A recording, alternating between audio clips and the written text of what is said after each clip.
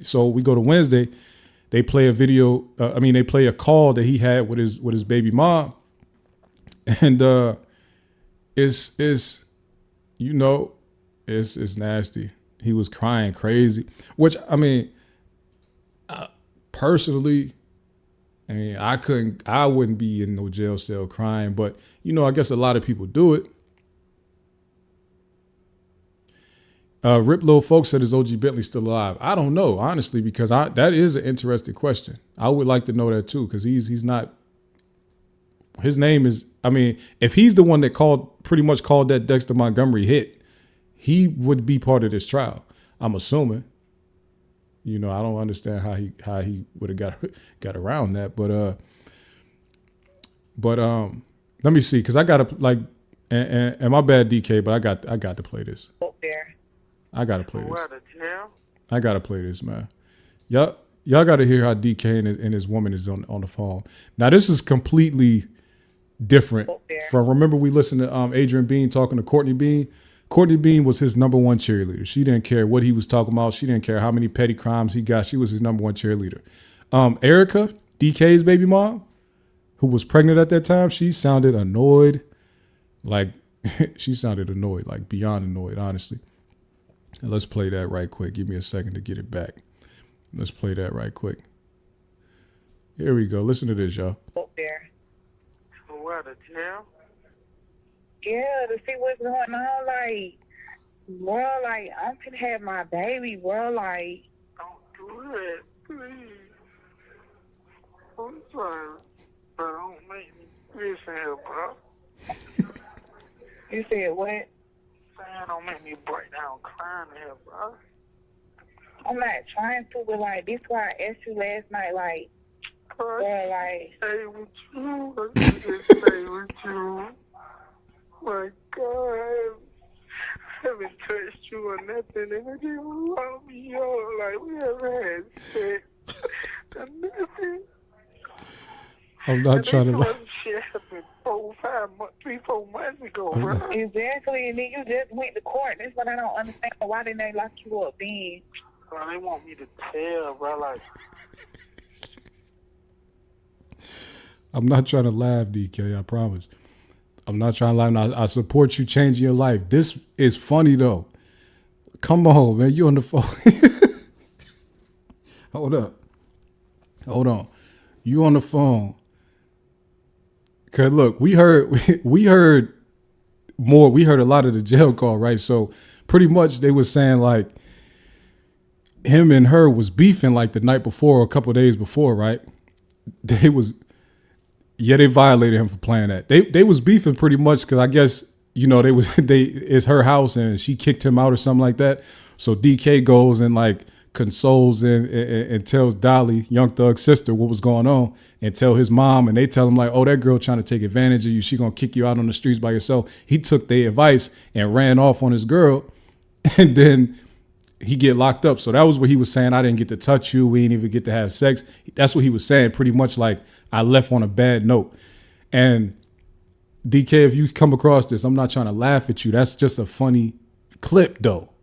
Like you got to admit that was funny. And I hope y'all still together right now because y'all could get past it and hopefully look back and laugh at it. She was annoyed with you though, because she telling you like, why would you play with me like that? I wouldn't have done you like that. I wasn't going to kick you out. Why did you think that? He like, man, I was listening to the wrong people.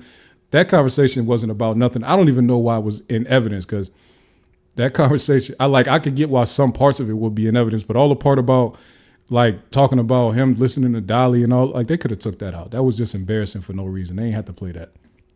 They ain't have to play that at all. That was good. He was bringing up God more times than a little bit. I'm like, damn. he like, man, God go.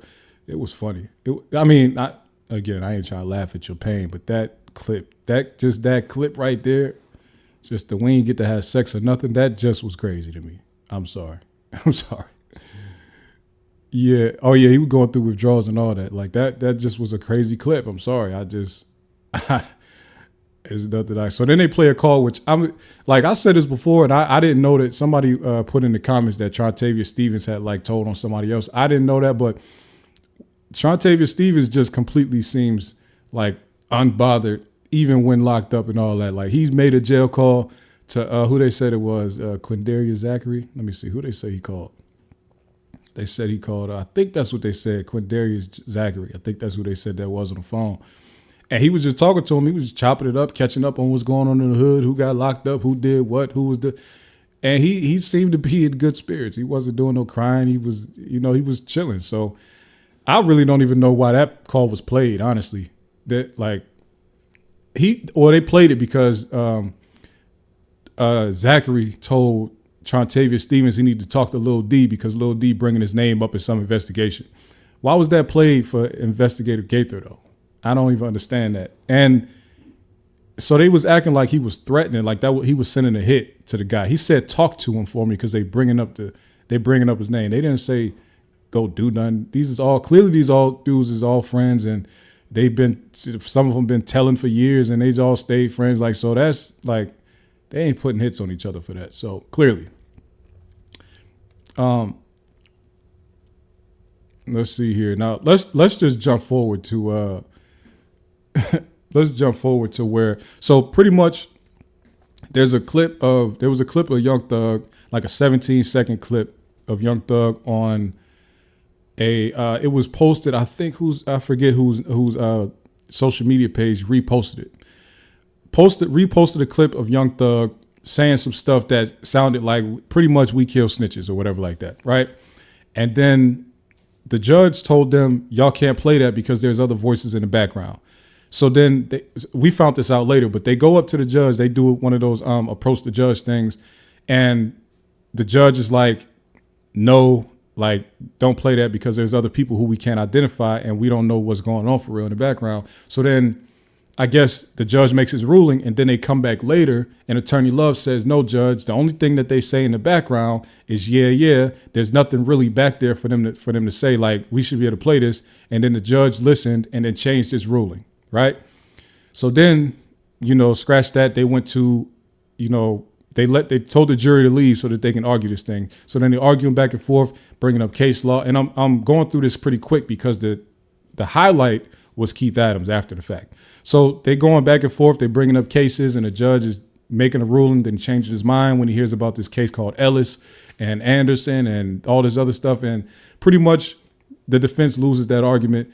So then we moving forward, and Brian Steele, as always, when he loses the argument, he's like, all right, but can I get a continued objection? The judge is like, cool. So then they sit down, and then it's about to go back to bringing the jury back in, and in comes Keith Adams, where Keith Adams is in full-blown glasses off mode. And remember when we had the homie a few weeks ago, we both agreed, and I'm sure everybody else agrees, when Keith Adams' glasses come off, he got something to say to somebody. All right? So this is let's get right into what he said. And I'm about to play, it's a 4-minute video, but we got to play it all because he was letting them have it. He was letting them have it. We'll give some narration after the fact. I've been sitting there. Hold on, y'all. We're gonna get to it because this is big business right here, brother Keith Adams. Here we go. After our conversations, let me just preface it by saying, in any of our objections, whatever, you make a ruling. Sometimes we win, sometimes we lose. We move on. That's fine. If after your ruling, I've got a case that I want to bring to your attention, I say, Judge, reconsider your ruling based on this case, and you consider it, that's fine. If you don't want to consider it, that's fine too. But what I found objectionable, and I want the court to address with the state, is what happened at the bench earlier. There was an objection to the video, you made a ruling, we moved on. The state came back up and made representations to you. And they weren't representations based upon some new case law that they had found. There were representations, misrepresentations that were made directly to you, all of us standing there right there at the bench. She said something very, very fact specific in an attempt to get you to readdress the issue again. Madam Prosecutor said, I want you to listen to the 17-second video, because what you had based your ruling on was that the parties in the background couldn't be identified. All right? And Madam Prosecutor said to you, and was not accurate, and I'm going to be charitable and say that she was that she was disingenuous. What she said was, these people in the background, the only thing that you hear are people saying, yeah, yeah. That's it. When Mr. Steele corrected her and said that's not true, she said, Mrs. Steele is not accurate. What Mrs. Steele just told you is not true. The only thing you can hear in the background is yeah, yeah. And actually, when she stepped up there, it was in an attempt to act as though she didn't know what your ruling previously was, because their attempt was to go ahead and play the video at that time, despite your previous ruling. My point is this. After you decided to reconsider, you want to hear the video yourself, you had a chance to hear it. You had a chance to hear what we had already heard, what we knew it said, what they knew it said. And there are at least 5 or 6 different things on that video audio that were in contradiction of what Madam Prosecutor said. On God, snitching bitches, I'ma tell a lie on God. That's what I'm talking about. No back and forth with you, bro. Fuck nigga. I'm not just saying that for emphasis. I'm saying that because what she said to you was inaccurate. At some point, Your Honor, I'm asking you to, we've had this conversation about candor with the court over the course of the past number of weeks. 3.3. Yeah, we've had that conversation about it. And when we step up to you and we make a representation, it ought to be candid and it ought to be truthful. And what she said, and look, if she wins the motion, ultimately she wins. But you don't do it by standing there 3 feet from you in your face and lying to the court. And that's what she did. And she knew what she was doing, and it's not right. You heard Mr. Steele. Mr. Steele said, Your Honor, I am willing to surrender my bar card and have her surrender her bar card if what she is saying is true. He wasn't wrong. She wasn't wrong. She was not candid with the court. And at some point, you've got to say to the parties, if I'd done that, I would expect you to say, Mr. Adams, don't do that again. Don't step up to me and lie to try and get me to rule or overrule something I've already ruled on. Don't do it again. You ought to say that to them. We're not playing games in this courtroom. These are these people's lives at stake. And like I said, sometimes you win a motion, sometimes you lose. But you don't get the court to address something or readdress something like that. That's all. Say something to them is all I'm requesting. All right, sir. I know Attorney Love said, may I speak, but we can't. Come on, y'all. We're not going to let her speak. I'm sorry. I like what Attorney Love is doing. I like, like I tell her before, I support everything, but we can't let you speak after each other. You out here violating people's rights, man. Come on, give them a fair trial. What are we doing? And I'm not here as like a fan of YSL. I'm not here like a fan of Young Thug. I am a fan of their music. I'm just here watching the trial and seeing how the trial is going. I only care about what's like, let's just see, can we accurately interpret what's happening and be factual, as factual as we can? Can we accurately watch what's happening and try to predict what's coming in the future based on what we see now? That's what I'm really here for. Like an analyst, like a Monday morning quarterback type of thing. You understand what I'm saying?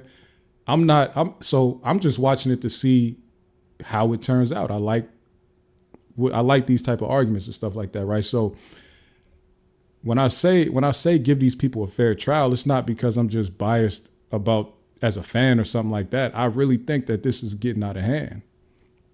And Keith Adams, and some people might look at that and say, oh, he didn't really go off like that. That's a lawyer's way of going off in a court right there. Pretty much saying that she's playing with these people's lives, playing with their rights, up here lying to the judge. She was 3 feet from you and just told you a lie like that and got you to overturn your ruling. If I did that, I would want somebody to check me in this courtroom because that's out of pocket. You can't play like that. You like, what are we doing in here? You are a prosecutor. Please act as such. You are the head prosecutor in this trial. You got prosecutors up under you. You setting the precedent for everybody coming up behind you, and you making them think it's cool to lie to the judge to get convictions. Y'all do that when y'all got public defenders in front of y'all. Y'all don't do that when you got $1 million lawyers up here. We don't play like that. And we are not afraid to put you on blast in front of the world. We know the world is watching this. We're going to let everybody know you up here lying. And honestly, I stopped the video before she could say what she was going to say, but all she got up there and pretty much said was, I wasn't trying to lie. That was just the only part I could remember. You know what I'm saying? She's like, that was the only part I could remember. How do you hear all of those the video, y'all, if y'all didn't hear this, the video was only 17 seconds long. It wasn't a 2-hour video where she was trying to remember who said what in the background. It was a 17-second video. All of those things that Keith Adams said up there with all of those like interjections that people was doing in the background, all of that happened in the span of 17 seconds. She went up there and said the only thing that was said was yeah, yeah. And she went up there and pretty much told the judge that Brian Steele was lying about there being other stuff in the background. So why would you say that so confidently if you couldn't even remember what was played in this 17-second video? That's not an accidental lie. You're lying. Now, she pretty much, her only defense was, hey, judge, I pretty much feel like they're not being, they're not using legal terms to hold me accountable. They're taking personal attacks at me. She pretty much went into full blown like victim mode. Like, hey, they're taking personal attacks at me, and I don't think it's fair. Essentially, is what she went up there and said. I don't think it's fair that they take personal attacks at me when I do something wrong, like lie. They should keep it legal. They should just object to it and move on. That's pretty much what she went up there and said. Is like they picking on me. Pretty much is what that's how I took it. Pretty much they picking on me, right? And the judge has to talk to them like they kids. Pretty much, hey guys, you know you have to be truthful up here. A lot of violations are happening in this courtroom with people not being candid. And you got 3.3. He kept on bringing up this thing, 3.3. And listen, she can't go into full victim mode after lying like that. Y'all realize that whole argument that they had like Wednesday afternoon? They was arguing about that because the judge overturned a ruling that he already made based on Attorney Love lying about something. They argued the whole afternoon about something that she lied about. And the video was only 17 seconds long. Y'all gotta remember that. So I could see why Keith Adams was frustrated like that, because what are we doing? These are these people's lives. They up here playing pretty much. You see what I'm saying?